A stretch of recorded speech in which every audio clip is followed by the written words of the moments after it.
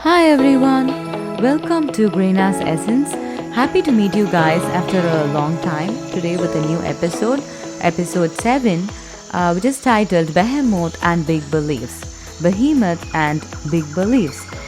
So for this, I have taken the reference from Job chapter 40, verses 15 to 24. It's from the Old Testament, Job chapter 40, verses 15 to 24. Look at Behemoth, which I made along with you, and which feeds on the grass like an ox. What strength it has in its loins, and what power in the muscles of its belly. Its tail sways like a cedar, the sinews of its thighs are close knit. Its bones are tubes of bronze, its limbs like rods of iron.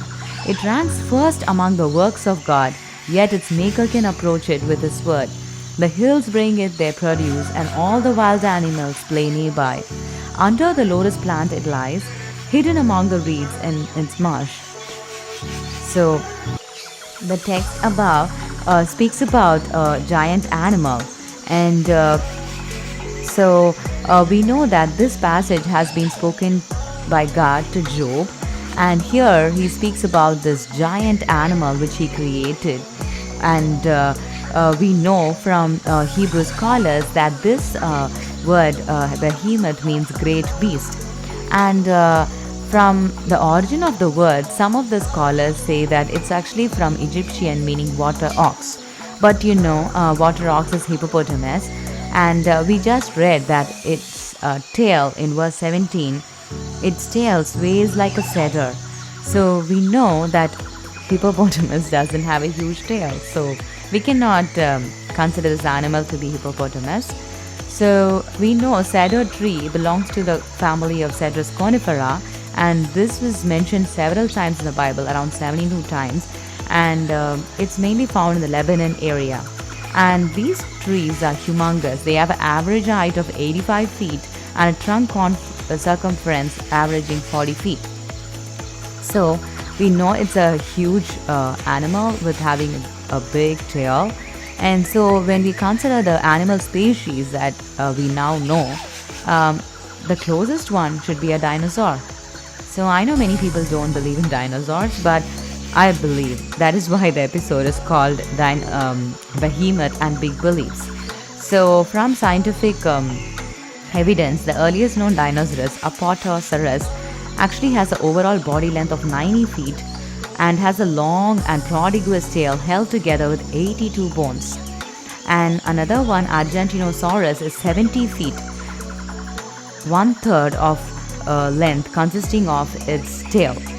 And Diplodocus, another enormous tail giant dinosaur, which is 90 feet long and 26 foot long neck and a 45 long tail. So can you imagine? So these species are closer to the animal which we read about. And Brachiosaurus, another herbivorous dinosaur, because we read in the verses that they are grass feeders. So Brachiosaurus could also be another guess.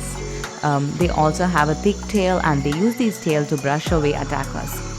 So for those who want to know more about the existence of dinosaur, I want to mention you a book called Dinosaur Delusion by Eric Leons and Kyle Butt. There they give a scientific evidence and historical evidence about the biblical model of creation and about the coexistence of humans and dinosaurs. And we know that true science does not contradict with accurate reading of the Bible. So you can read that book and have more evidence on that.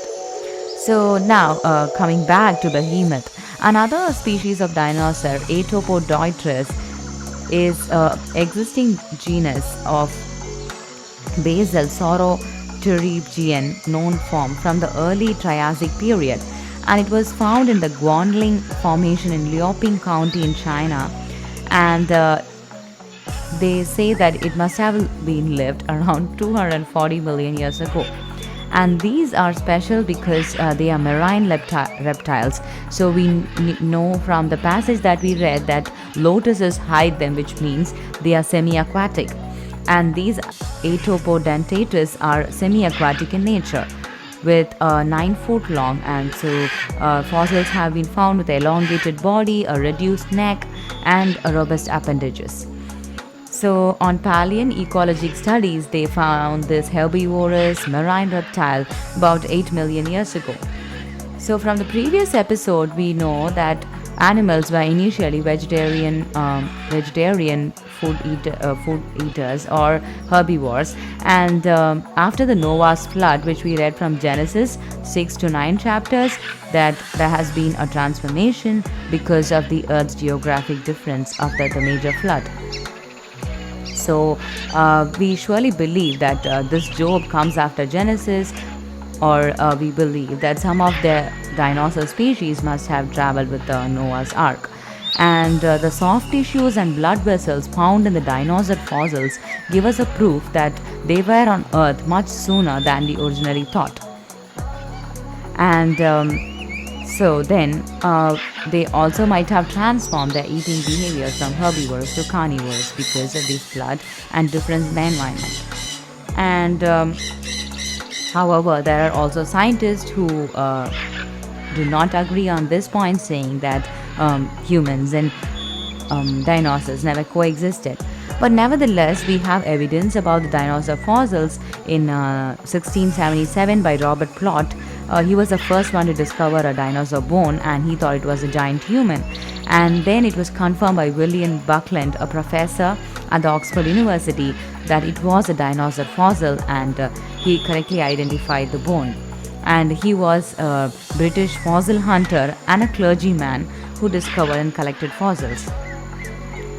So then, now we know that the book of Job has been written long back in the 7th or 4th century BC before Christ, and it is one of the poetic books of the Bible. And so out of the 9 books of the Bible, including Job, they say it must have been completed before 1000 BC, which means from 2023 the answer is 5520 years. So we know from scientific evidence that the dinosaur fossils was only reported around 345 years ago. So these evidences already give a clue that Bible already gives so much of scientific details about these huge animal dinosaurs, which the scientific fossils was only documented years later, because it was just 300 years ago. So we know that the Bible was written way ahead, and it already mentions so many things which has not yet been discovered scientifically. So it is a Bible. It gives you also scientific glimpses, and it is a word of wisdom, of course. And then also, as we read in the verse, in the first word, look at Behemoth, which I made along with you, which means God, the Creator, made Behemoth, and He also created us. For those people who are against creation theory, I want to say that the scientists who actually discovered the dinosaurs were actually a clergyman, and they were believer scientists. So William Fox, an English clergyman, was another paleontologist who discovered dinosaur fossils. And I said William Buckler, who has identified this dinosaur bone, was also a clergyman. So these were believer scientists, and I believe they believed in the creation of animals and humans by God. And if you go to the Natural History Museum, you can see several species of animals which has been reported by William Fox, who is a believer scientist. So I hope you had a great time today about dinosaurs, big beliefs, and the book of Job. See you next time with an interesting fact. Bye-bye.